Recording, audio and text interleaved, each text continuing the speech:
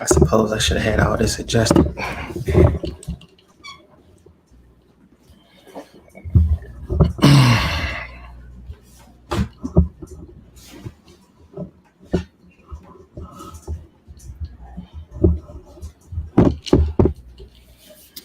All right. So I'm just doing a quick live. I haven't really, had a chance to really um, be online lately. Been taking care of some business or whatever. But so as you can tell by the title, um, this is my after show to after being on Shay Charde's live for a brief moment. Now, I caught the tail end of their conversation. I'm just going to tell you what happened. I ended up coming on the panel. She asked me, did I have any questions for the guest that she had? I don't know the brother's name. Don't want to say anything, what I'm saying, in a disrespectful way, despite how I feel about my exchange and my interaction with him.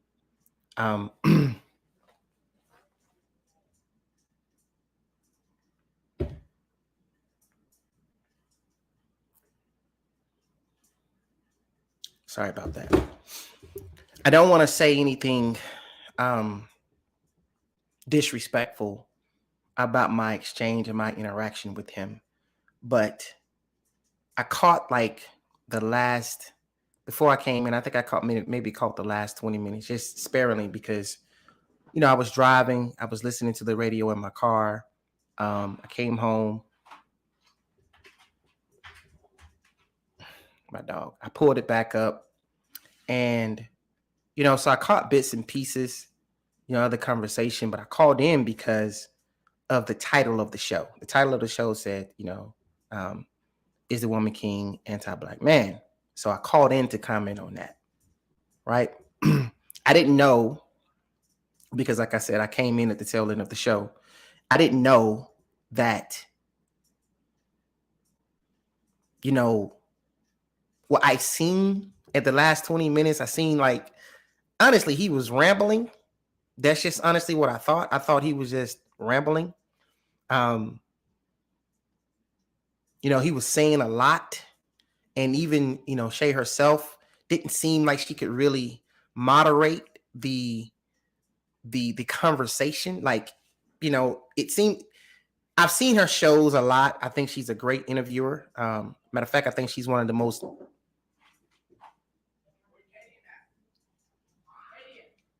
Hold on for a second.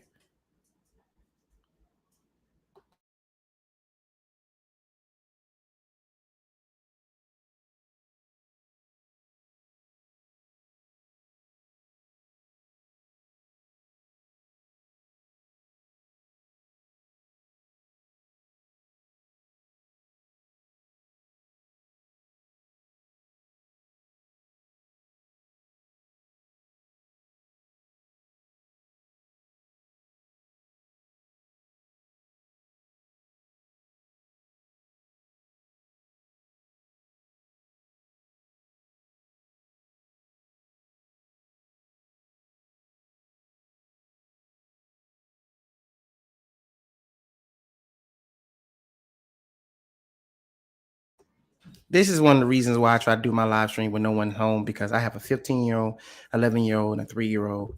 And apparently, I'm not going to get into that. But going back to what I was saying, I come into Shay's show, often enough to where, she does a really good job of interviewing her guest and allowing her guest a chance to speak. She's very meticulous in her preparation for the guest coming onto her show. She doesn't just blindly jump into a topic. She seems to approach the topics, even kill. So, for me, going on to her show, getting to speak with her was pretty cool. But I didn't think that the interaction with the guest was going to go that way. Now, maybe because I was distracted, I didn't really read the room well enough to see that, those type of men, they have a certain energy. And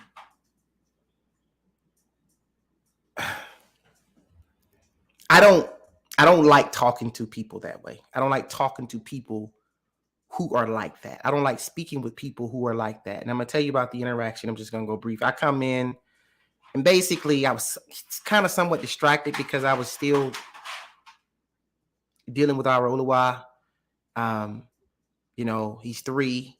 So, he just got home from daycare. So he's asking me 1,001 questions, but I really wanted to, give my thoughts because particularly there's something in the Woman King that, me being a man, being an African man that's married to an African woman, being my wife is Yoruba, my son is Yoruba, my people are from Cameroon, from the Massa tribe in Cameroon, despite the fact that I was born here, whatever.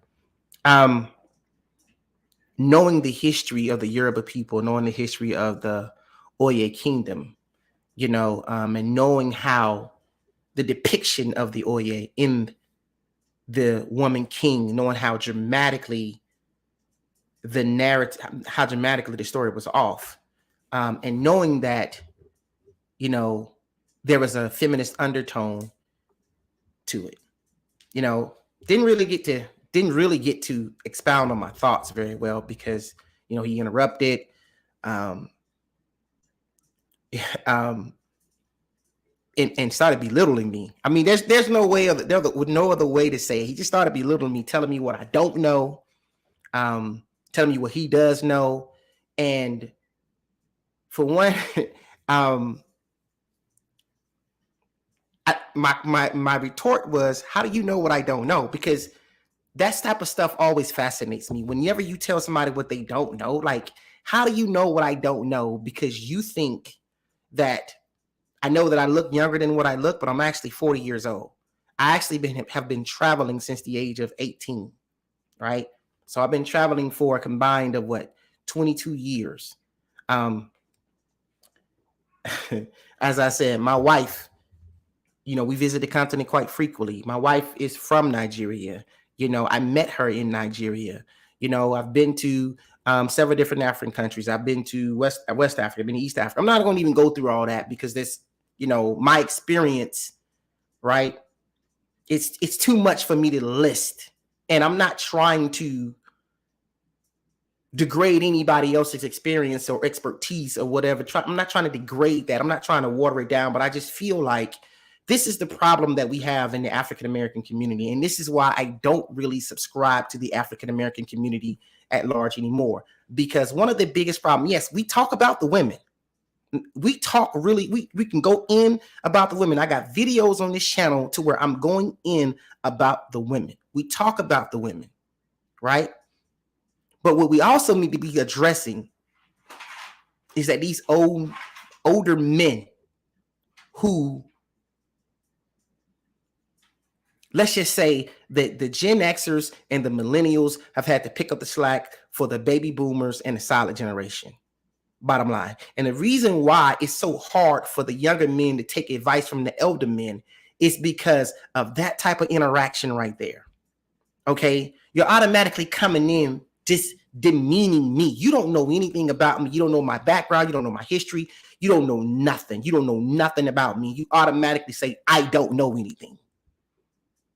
Do you realize how insulting for a man of my experience and a man of, being world traveled and being embedded in different African cultures and actually living in African cultures? Matter of fact, do you know how insulting it is to hear someone tell you that you don't know anything because they're a historian?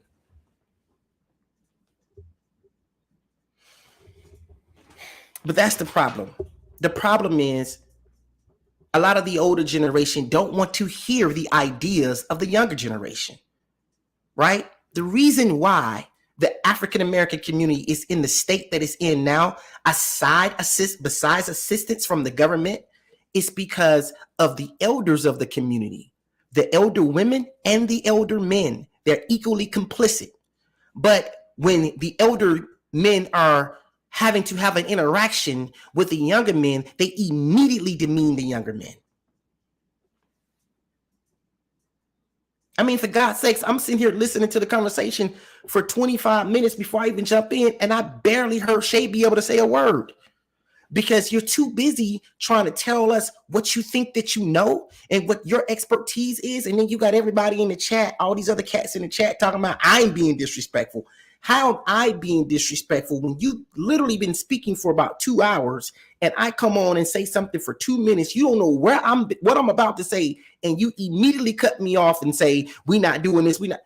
Look, man, this community is shot. It's going to hell, and it's going to hell because the blind keep leading the blind. You got these old guys who don't want to retire and let the younger men step up and take the baton. Now, I'm going to give my view of the woman king. I'm going to do it right here on my platform. Yes, I do think it was an anti-male agenda, but it's definitely an anti-black male agenda, but it's even more, it goes to the larger point because it was written by a white feminist woman. So it's not just about anti-male, it's about white women projecting through black women. That's what they've always done, right? To push a narrative, right? That women were always against slavery. And it was the men that are the ones that are responsible for slavery. The white men and the black men are the ones that's responsible for the black woman ending up in the plight. Because this is why in the movie, not meaning to give spoilers, but this is why they keep talking about graping and how the Oye king raped the main female protagonist, which is Viola Davis. You know, if you ain't seen the movie, sorry about that spoiler alert, but that's really what it is. It's not really about it's about a larger agenda at hand, that all men are bad. He's sitting here talking about reparations and this and this and this and that. Yes, they're not going to allow certain things to come out. Because if we want to talk about reparations the European countries aren't the only ones responsible for reparations. But how do you make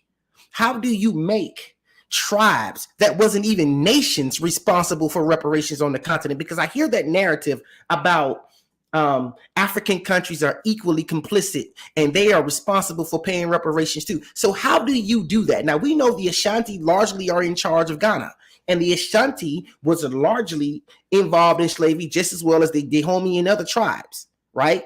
Like I said, I didn't get a chance to say what I needed to say because apparently I'm not an expert. Apparently I don't know what I'm talking about, because he got all this experience. We know that, but how do you hold the Ghanaian governments responsible? How do you hold the Benin Republic responsible for the actions done by certain tribes? Because the Ashanti aren't the only tribe that's in Ghana. You got other tribes that's in Ghana. The Ashanti is the majority tribe, but you got other tribes that's in Ghana. You got the Akans that's in Ghana. So how do you hold them responsible for the actions that, when you're talking about the main trading was human bodies, slavery? That was the main trading. That was their main source of income, right? There's a reason why it was called the Gold Coast, the Slave Coast, the Ivory Coast. It was a reason why they were doing that, right? The Yoruba, well, and it's called Yoruba, not Europa, like he said. It's called Yoruba, all right? Since you guys don't think I'm an expert in what I was saying, talk to the Yoruba people. Go to Nigeria, intermingle with the Yoruba culture, because I have to do it. I have to live the Yoruba culture.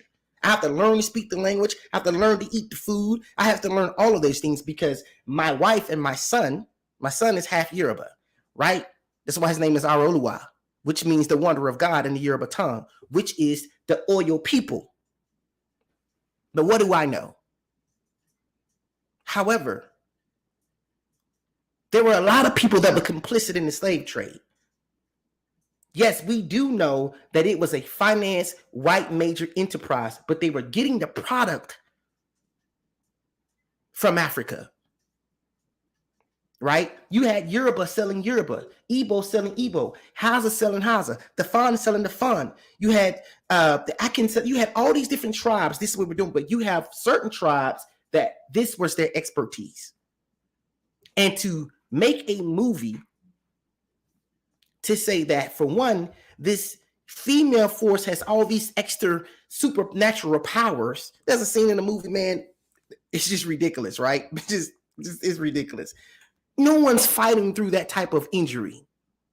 And then definitely not beating their opponent the way that it happened, right? But you want to make these dark-skinned, female protagonists. You want to say they were against slavery when they were just equally complicit. Just like white women want to say that they were the victims of the patriarchy when white women and white men both, they worked hand in hand in tandem to one another. Now, when he was talking about reparations, I missed a lot of that part. I missed a lot of that. Do I think the only thing that I think that African countries can really do is maybe give some land? I'm not going to even get into that. But my point is, this is the very reason why the younger men don't want to deal with the elder men, because the elder men really dropped the ball. And I said something in the comment section. I said, okay, if you're so much of an expert, right? If you got the answers, and this is not me being disrespectful or condescending. This is me throwing it back at him because he was being disrespectful and condescending. If you have the answers, if you have all of the answers, how come these African governments, and I could say about the United States government, but how come the African governments haven't enlisted your services to where you are a liaison for these particular countries to right the wrong that was the transatlantic slave trade? If you're that much of an expert, how come the community is in shambles? How come the reparation talk still hasn't moved forward? If your idea is the best suited idea, if your way is the only way,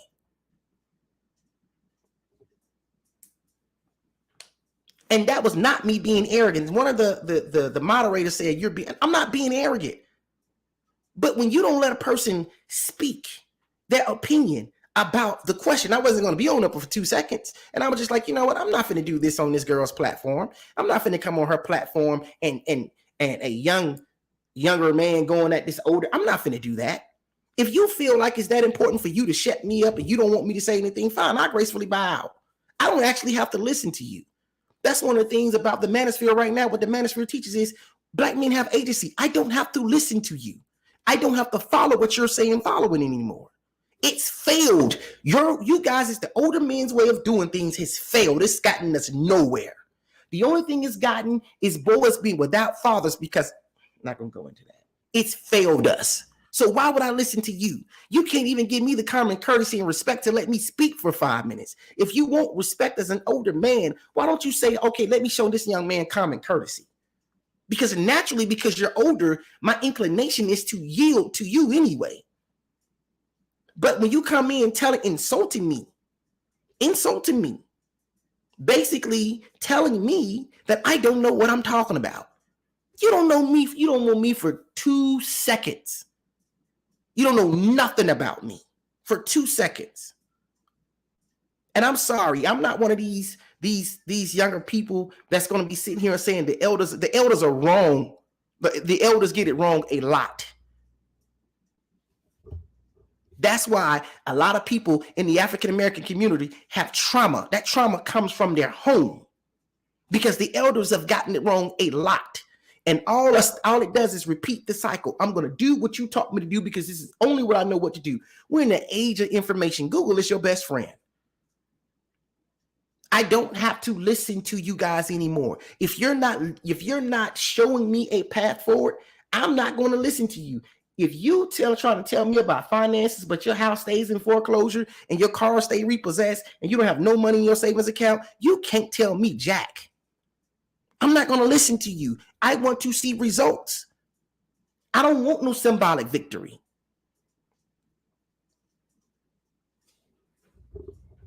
Yes, the Woman King was very, very, very anti-black man. What it did. You ever notice how these movies keep making a black man the antagonist of a heroic black woman, a heroic dark-skinned woman? Y'all don't see that symbolism? Yes, it's very anti-black man. Very anti-black man. The larger point of it is it's white women's way of projecting their dominance through black women. White women have always put the battery in black women's back. White women have always taken the battery and stuck it in black women's back and say, hey, you go be the whipping boy. You're going to be the messenger. You're going to go off and you're going to do my agenda while I stay here in the comfort of my own home and I don't have to take the lickings. I don't have to take the war wounds. You go out there. You be the face of a strong woman while I sit here and maintain my femininity. White women have always done that to black women. So it's no surprise to me that the architect behind this movie is a white woman who called herself visiting Kenya. And how do you go do research in the Benin Republic and about the Dahomey and the Agoji, and then you switch the story up so much to make it seem like these Dahomey women who was just complicit in rounding up slaves and killing innocent people and beheading people and sacrifice all of these things. How do you turn around and make them the oppressed? They are the ones that have to overcome.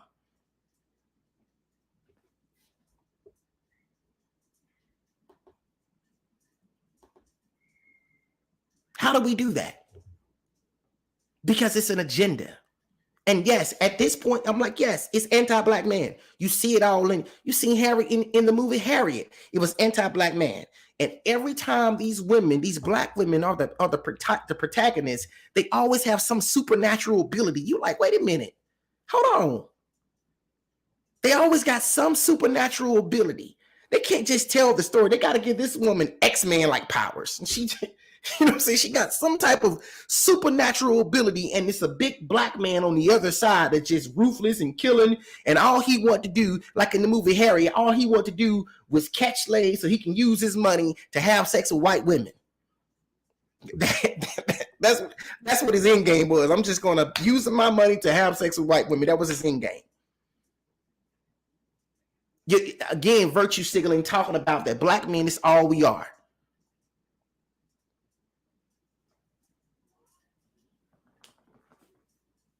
But it's a larger point at hand. It's very anti-male in its essence. White women put that battery in black women's back. I don't even really think, the truth be told, I don't even really think this thing has anything to do with them trying to push. I don't know what he was talking about. I'm going to go back and watch the after show. I'm going to go back and watch the show. I don't know what he was talking about, but I don't even think it has anything to do with it. I think it's more of a feminist agenda than anything. I think it's more of a feminist agenda. Let me put this battery in the women's back. Let me show black women how strong you are. White women can vicariously be these women, and boom, we got to win. This woman said, when you do the research and talk about, I think her name is Diane. I can't think of her last name, but she said she wanted to have a Braveheart style movie for women, right? And she went and got what people consider to be the most unattractive. Now, I think dark-skinned women are beautiful, but in our societies, dark-skinned women are the people that have the most time dating, because other races of men definitely think that dark-skinned women aren't that attractive in large part. You guys, you always got your outliers, but that's the exception, not the rule. But they went to try to find the most unattractive women, right? And made them be strong women to just overcome the man. Come on, man. Come on. And then you lied on the Oya people.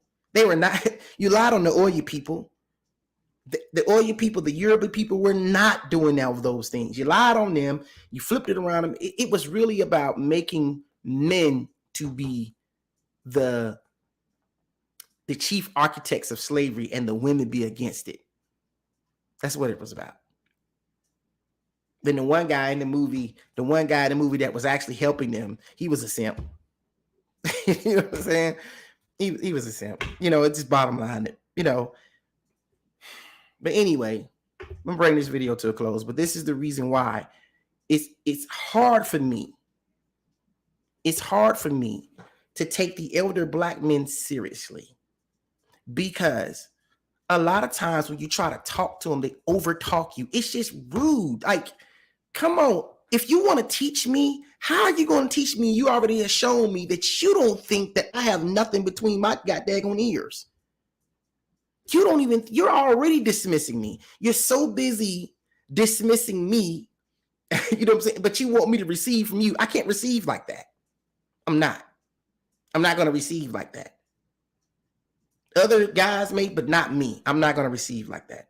I'm going to think, what I'm going to think you are, I'm going to think you are an educated fool, because you don't know how to connect with the people that you're trying to teach. And that's one of the reasons why, if you looked in her chat, everybody was saying, this guy's just going on and on and on and on and on, because you're so busy trying to get your point across. You're not actually having an interaction, not even with the host. But I digress. Anyway, I'm going to bring this video to a close. I just wanted to express myself. So y'all take it easy, man. God bless and shalom.